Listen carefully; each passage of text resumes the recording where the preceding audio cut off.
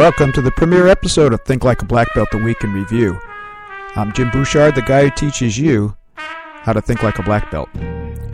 Each week I'll cover topics that I covered in my blog on thinklikeablackbelt.org. I'll throw in some topical items of interest when appropriate and highlight some of the great achievements of the week by you, the people who think like a black belt.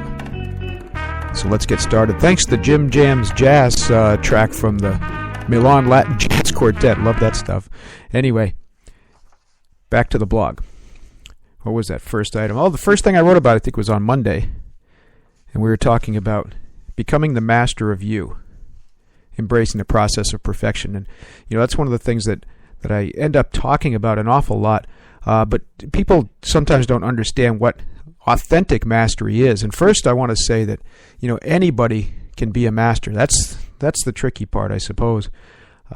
It's not just for elite people. It's not for the super high achievers. Now, certainly, when you're talking about mastery, it's talking about your highest level of achievement. That's the important word, that it's about you. But you don't want to compare yourself to someone else. One of my masters used to say this, he said, you compare yourself to others, you're going to find 50% of the people are better than you, 50% are worse than you, and it's just always the case. What you're trying to do is measure yourself each day, right? Your performance today against your performance yesterday. I just want to end today a little bit better off than I was before. But let's talk about really what authentic mastery is. The mind of the true master is really beginner's mind, is what we call it in martial arts. That means that the authentic master is always looking for new challenges, right? New opportunities for learning, for growth and development. And this idea of mastery, like everything else we talk about here, is an ongoing process. It's your ability to embrace that process, or to start each day with a new sense of wonder and curiosity. It's really going to determine how your day is going to go. And it also helps to keep a healthy disdain for any sense of satisfaction. One of my favorite movies, my wife Alex and I, we watch it so much. It's called Big Night, and there's this great scene in there where this guy is so frustrated. He's trying to run an Italian restaurant, and things just aren't going well. So he goes to a mentor of sorts, he thinks he's a friend, who runs a very successful restaurant across the street. And the poor guy's just sitting there, wringing his hands and pulling his hair out, and he says, "It's too much. It's just too much." Well, the mentor just freaks out, jumps up. He says, "It's never too much. There is only not enough." I love that line. And it's true, especially when it comes to your growth, to expanding your knowledge, expanding your experience, your wisdom, your awareness. Like I said, mastery isn't reserved for the elite. Everyone can, and I think everyone should become a master. Now, what that means to you personally means dedicating yourself to the process of perfection. The perfection is some focused skill, some talent or ability that's going to help you move forward. If you want to make a living out of it or build a business, then it gets a little more complicated, because you also have to pick a skill or a talent or ability that other people are going to care about enough to pay you for it. Right? We're talking about a marketable skill in this case. Now, there's a lot of talk out there about following your passion, and hey, that's all well and good. It's nice if you can do so, and a lot of very highly successful people will swear that they're following their passion. I think, I think that's a good thing. But if you can't be with the one you love the one you're with, so to speak. Wayne Huizenga, the great CEO of Waste Management Systems, I don't know if he set out to really be passionate about garbage, but he's certainly shown a passion and an acuity for being able to run that type of business. So whatever you choose to do, it is important to inject your passion into it. The only reason I'm cautioning about passion is, and I've argued this point with many, many people, you throw a plate on the table and try to fill it with passion, and, well, you're not going to be eating very much that day. You just can't eat a plate of passion. So be very careful with that. In my own experience, I started, obviously most people started in martial arts business, if you will, out of passion. We loved martial arts. We loved what it did for ourselves. We wanted to share it with other people. And that's a pretty common story in a lot of different businesses. But, quickly I found that if you didn't adhere to the great philosopher Elvis Presley's idea that you got to take care of business, you're going to be starving pretty soon. So you got to make sure that passion is great to get you into it. You want to be passionate about what you do, but make sure that your passion, if you're trying to make a living at it, that your passion is marketable, that there's a target market out there. If there's not, there's a lot of things you can do, though. It's interesting because sometimes people have an extreme passion for something, and there's not enough people around them to sustain that passion to make a living at it. Now, do it anyway if you want. I mean, I've got nothing against that. I don't think I'm ever going to be a professional musician again. I guess you should never say never. But, I love to play guitar. But I don't care really if I ever make a living at that. But I love doing it, and I do it every day, and it does something for me. So there's a place for passion as well. Now, let's say that let's take an easy one. Let's say you want to open up a frozen yogurt shop, but you find out in your area there just aren't enough people to really make a go of it. But if that's what your passion is, that's what you really, really want to do, you might consider moving. You might consider going to where the people are, taking your skills and abilities. If you're delivering information, of course, you've got the internet available to you the same way you're listening to me right now, and that's a great way to get the word out. So there isn't really any reason to restrict yourself. But again, understand that you've got to go and seek out the people who are going to care enough to pay you for it. Otherwise, it's a hobby, not a business. Again, nothing wrong with that. Just realize what it is. Now, when you're talking about applying yourself and developing this mastery, that's really how you create value in the world. If people need or want something, they seek out the master, right? If you want the best pizza, you go find the best pizza cook. If you need open heart surgery, hopefully you're going out to find the master surgeon. So what you want to do is, as far as being able to market your mastery, and we're going to talk about that in a little bit because we've got that wonderful new online program with Udemy. Marketing Your Master is a live presentation, a half-day boot camp, and we've got one coming up we're going to tell you about. But it's also now online at Udemy. All you got to do is go to Udemy, it's udemy.com, and search out Marketing Your Mastery, and you're going to find it. But what you want to do, if you're going to market your mastery, first of all, you have to have it. So you want to dedicate yourself to becoming what I'd call the go-to expert in that field. You want to become the person other people come to, or other people seek out if they need or want something. Before we go too much further, let's talk about being the best, because a lot of times mastery is equated with being the best. Now, it's not about competition. It's about being your best.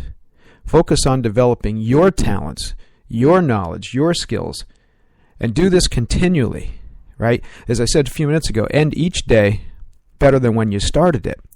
I love this quote from Charles Schwab. He's a great financial pioneer. He created a lot of the systems that we take for granted these days. But he was once asked about the competition. And I'm sorry I don't remember the exact quote. But anyway, this interviewer was asking him what his competition was doing and what he was going to do about it, how he was going to respond. And he said, you know what? I don't care what the competition's doing. He said, I'm too focused on what I have to do to provide the best service to my customers. And that's it. Why worry about the competition, right? And that led me to a thought this week that I'm kind of proud of. I hope you can apply this. You don't become a master by looking over your shoulder. You become a master by looking ahead, right? Look ahead, learn and do what you can today, and let your competitors look over their shoulders at you. That's what mastery is all about. So a little recap. Remember, mastery is about being your best, not necessarily about being the best. We have to let that go. I'm going to take a real quick short break. You can have a little musical interlude, and then we're going to be back with much, much more on Think Like a Black Belt, the Week in Review.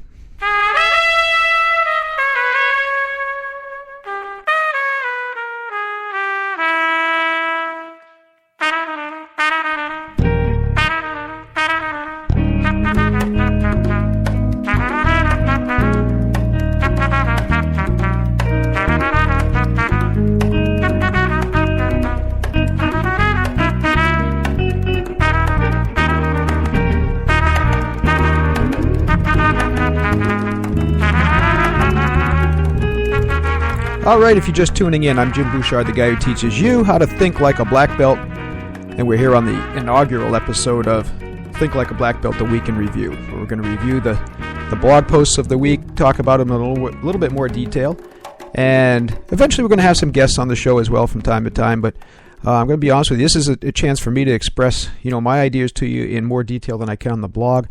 And we're going to do an awful lot of that as we go along. But we've got a real special treat that we're going to do every week. And it's going to be highlighting those of you who are out there who really know how to think like a black belt and all the great achievements that you're coming up with. So without further ado, I'd like to highlight the things you can do when you think like a black belt. Oh, by the way, join the amazing Black Belt Mindset Mastermind group on LinkedIn. There are some incredible people there that you want to network with, and there's an awful lot of network going on there. Just go to LinkedIn and search out the Black Belt Mindset Mastermind group. It's an open group. You're going to get in, and then we'll outline how we run the discussions and whatnot there. But make sure you brag about yourself a lot there. That's how you open up and meet people. Our dear friend and a Black Belt Mindset Master in his own right, John Brubaker, Coach Brew, announces the release of his new book. Seeds of Success is a modern business fable based on Coach Brew's time with his coaching mentor. Now, he's going to be on tour promoting the book. It begins June 6th in Charlotte, North Carolina. I believe he went to school down there. I believe he was I think that's a Tar Heel. If I need to be corrected, just chime right in and let me have it. A portion of the proceeds from the book will be donated to the Leukemia Lymphoma Society. And John wants to add for his North Carolina friends, he'll be in the area from June 6th to June 12th. He'd love to get together and even squeeze in a speaking engagement for your organization if time allows. Now, another great announcement going on. Our dear friend Spencer Hughes. Spencer Hughes was the host of a wonderful show, Fox Across America, that I used to guest on quite a bit. That's how I got to know Spencer. And he's taken his talents from the satellite world right here on web radio, internet radio. So, and he's on Spreaker. In fact, he's the one who turned me on to Spreaker. So just look up the Spencer Hughes Show right here on Spreaker. This is what he says about it. He says, "My daily show is the most eclectic you'll find anywhere. From politics to pop culture, from human interest to the paranormal, real life, real passion, real radio." And I can vouch for that. Spencer's one of the greatest guys to listen to. He's got a great voice. He's a lot of fun. You might not always agree with him, and he doesn't expect you to. So make sure you get in on the fun and debate and argue with him if you want, or let him know that you support his thoughts as well. And finally, our dear friend and mentor Joe Calloway just released a new book, and it's called "Be the Best at What Matters Most." That's an incredible book, I got to tell you, and it's a follow-up to his book, A Category of One, which you must have in your library. Joe Calloway, like I said, he's a dear friend and a great mentor to me. He's definitely, at this point in real time, teaching me to be the best at what matters most, and he can do that for you as well. You can get his book at joecalloway.com. And also you can find all these titles. Anything that I mentioned here, you'll be able to find in the Black Belt Mindset library, the Black Belt Mindset bookstore, at thinklikeablackbelt.org, which is also where you'll find the blog. So there you go. Those are the great things that people are doing when you think like a black belt.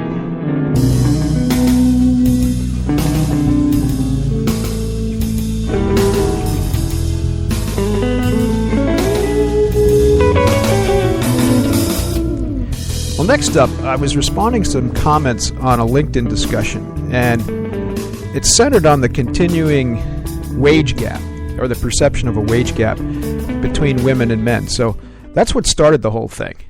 And part of the discussion really led me to think about a friend who I only met this person once. It's amazing how sometimes a person that you meet just for a few minutes, just a brief flash in your life, becomes someone who's very, very inspirational to you. And this was certainly the case with me with Captain Julie Clark. I was doing a web television show for a website called flyingnorthamerica.com, and you can see that on the blog. I actually posted the interview with Julie. And what an amazing woman she was. I mean, we became friends in the first 5 minutes of the interview, and then later on we all went, Alex and I and her crew, we went out to dinner. Because Julie is an aerobatic pilot. But that's an incredible achievement in its own right. But her real claim to fame originally was that, talk about shattering glass ceiling, she did it by becoming the first female captain at a major American airline. And anyway, what happened was, as I sat down and listened to her story, talk about trying to break into the good old boys network. Now, she didn't complain about it. It was very interesting, her take on it. There were some operations that she worked for where she was treated very, very well. and other places where she said she definitely bumped up against that good old boys network. And as a woman trying to get into that, and this is priceless. You got to listen to the interview, because she tells a story where she arrived at one job. This is before she was working for the major airlines, but she worked at one smaller airline where she went to tour the place and do the job interview, and there was no door on the women's restroom. Now, I really don't want to spoil the story for you. You can also get this on YouTube. Just go to flyingnorthamerica.com. Those episodes are still up. But like I said, go to thinklikeablackbelt.org and you go to this week's post. And I believe the title was, yes, it was, What Glass Ceiling? Celebrating the unique challenges and opportunities of entrepreneurial women. I got to fire the guy who titled that, but then I'd have to hire myself back the next day. At any rate, yeah, you've got to listen to the story. I don't want to ruin it. Let Julie tell you how, what she did about arriving at a place with no door on the women's restroom, her being the first woman that was going to be employed by that company. Anyway, let's get back to what that discussion thread was. And this happened on a LinkedIn site, one of the LinkedIn groups that I belong to. And the whole idea was, like I said, that there was this continuing wage gap, and there was a response to that. There were a report just recently came out, and there were comparisons about how various states had moved either up or down on the chart as to where they position themselves as paying women in relationship to men's wages. So the first response that I had, I just want to read it for you, verbatim.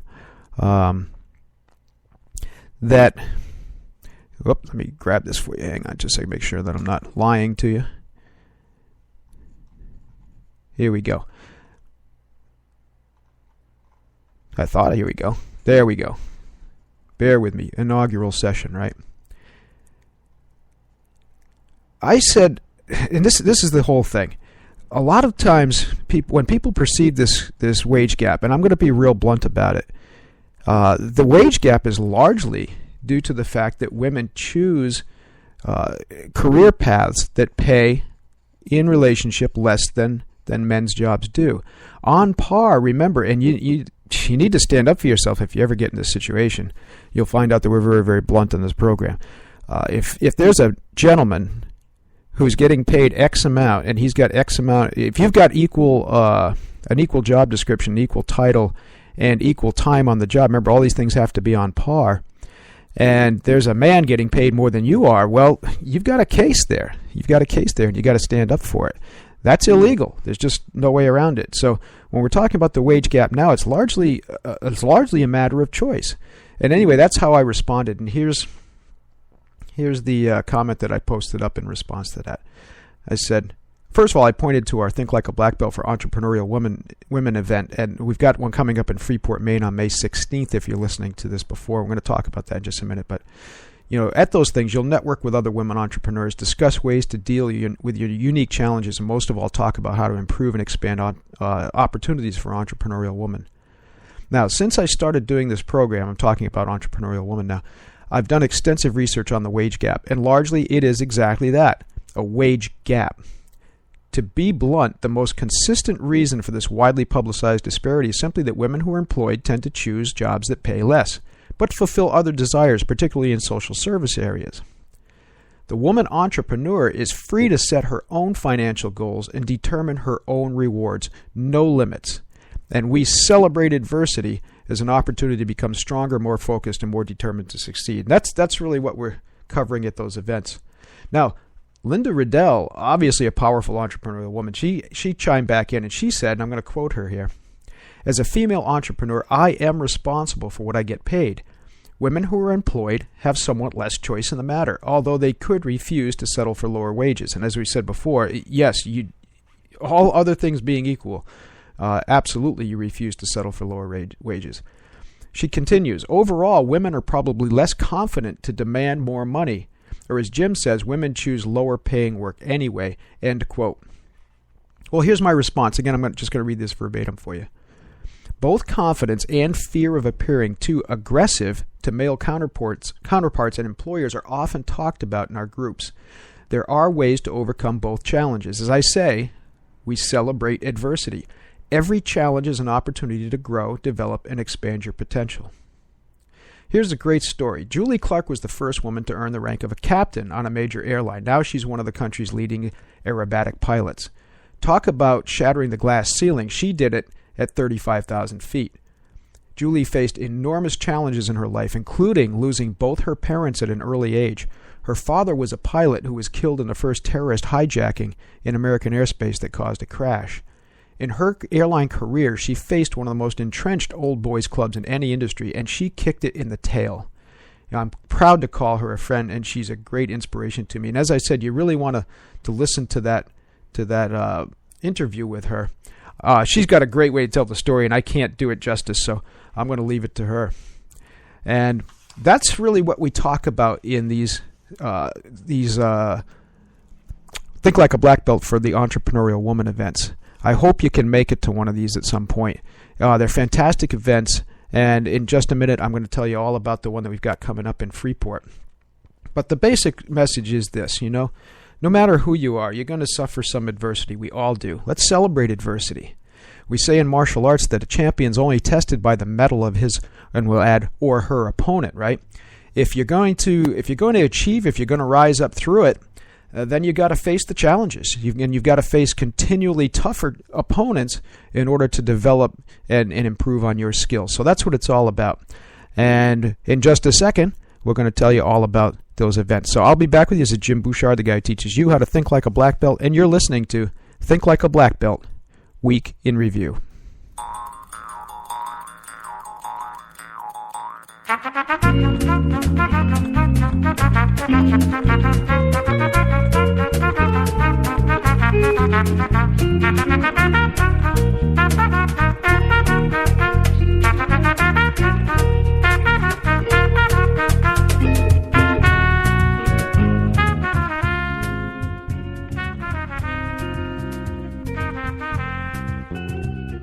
I'm Jim Bouchard, the guy who teaches you how to think like a black belt. You're listening to Think Like a Black Belt Week in Review. I started playing golf a week or two ago, and I blogged on that, and I found a direct parallel between golf and the samurai sword I'm going to talk about in just a minute. But first, a look at upcoming events.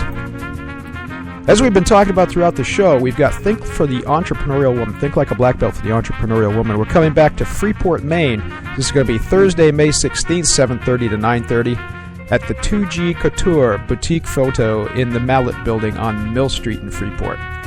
Register before Monday, May 13th, and you'll be in the drawing for a free Think Like a Black Belt business or mindset coaching package worth $1,500. You heard that right, $1,500. On May 29th, half-day boot camp for Marketing Your Mastery. We're awful proud of this program.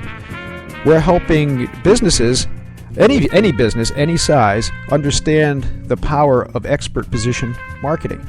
And that's how I took my speaking business literally from a folding table, which I'm looking at in the next room, to being able to tour nationally and teach people how to think like a black belt all over the country, and in the coming year, all over the world. You can apply it to any business, like I said, any size, and these half-day boot camps are what it's all about. That's also going to be at the 2G Couture Boutique Photo at the Mallet Building on Mill Street in Freeport, Maine. And then we're going to be taking it down to New York and New Jersey in the next few weeks as well, and hopefully in Boston, and then back to Maine again. Marketing Your Mastery is also available on Udemy now.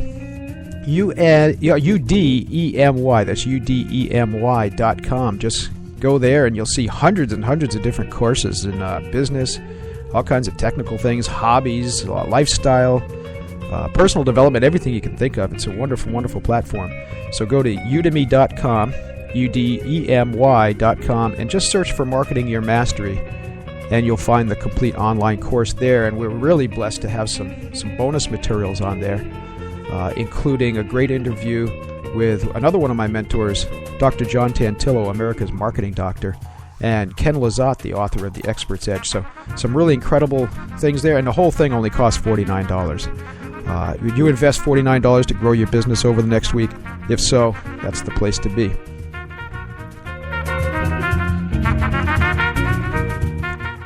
All right, let's get into the final segment of the show, the final episode, if you will, the final whatever it is, as I'm stalling for time looking for my papers. Here we go. Yeah, I took my first golf lesson. Actually, it was a couple of weeks ago, but when the blog post was written, I would say last week. And I'll tell you what a blast I had. But immediately, I saw a connection between practicing golf and practicing the art of the Japanese sword.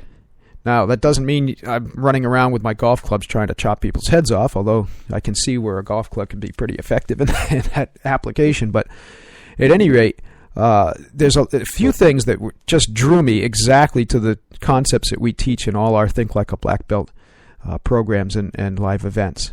The first one was this: simple, not easy. Golf is about the simplest game you're ever going to play in your life. The object of the thing is to take this little ball and stick it in a hole. Of course, they put the hole about 300 yards away from you and put trees and sand and water in the way. But at any rate, the concept's very simple. It's just not easy. A lot of things in life are simple, not easy. And everything you can do with a sword is dependent on one simple technique, right? Your ability to make a clean, precise cut. Well, I learned very, very quickly that that's exactly what it's like on the driving range, right?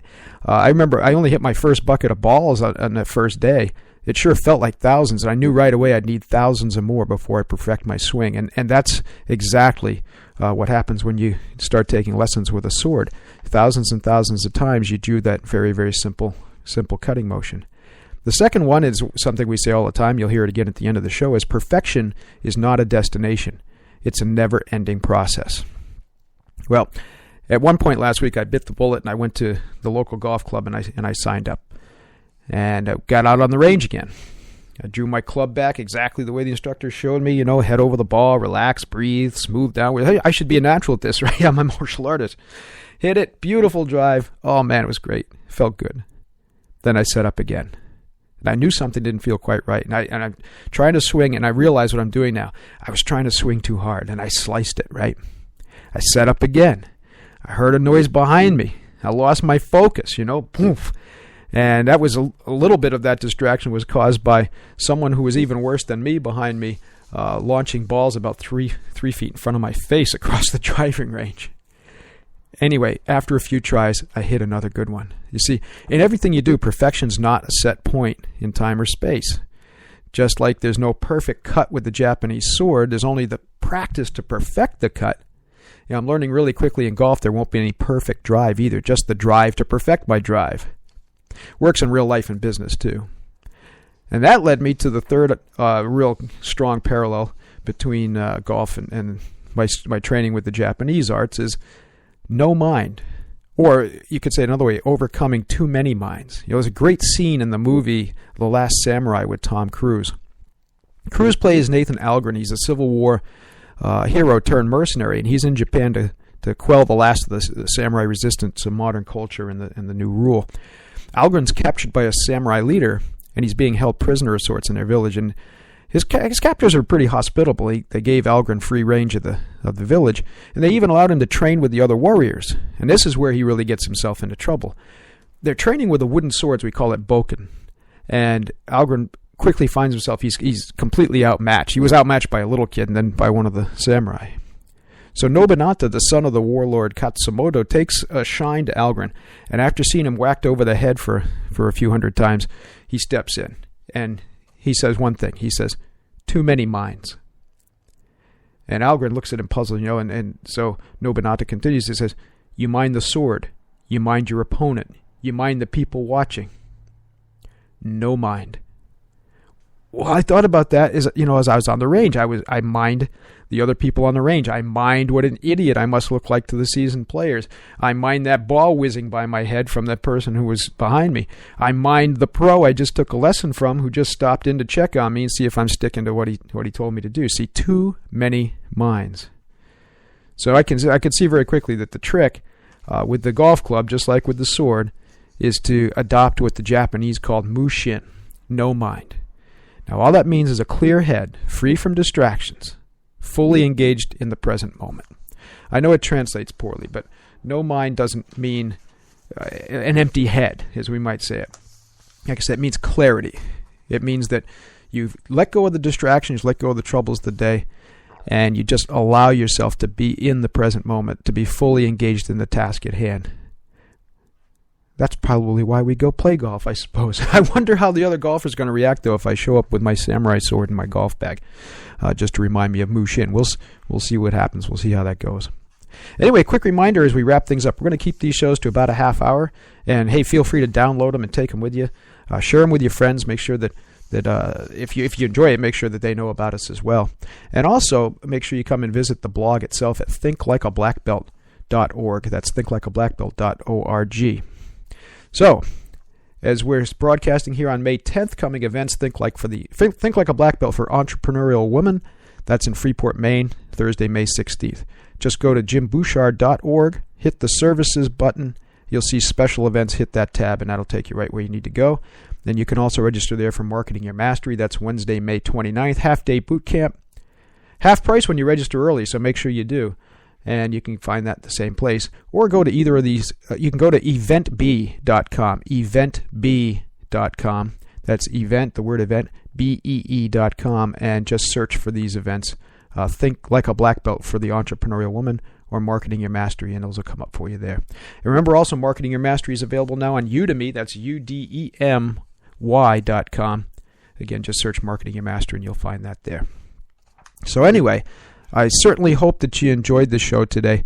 I really had a lot of fun doing it. The first episode here on Spreaker. We were on Blog Talk Radio for a long time, and we're going to continue that show as well. But I really like this platform, and looking forward to visiting with you every week with these black belt thoughts, if you will. So if you got something you'd like me to cover, or you'd like to share your remarkable achievements, make sure you let me know through the show, or send an email to jim@jimbouchard.org. That's BOUCHARD for people that don't live in the French-speaking provinces. And meanwhile, like I said, visit the blog at thinklikeablackbelt.org. Remember, perfection is not a destination. It's a never-ending process. Enjoy it. I'm Jim Bouchard, a guy who teaches you how to think like a black belt. See you next week. Until then, best thoughts for success and happiness.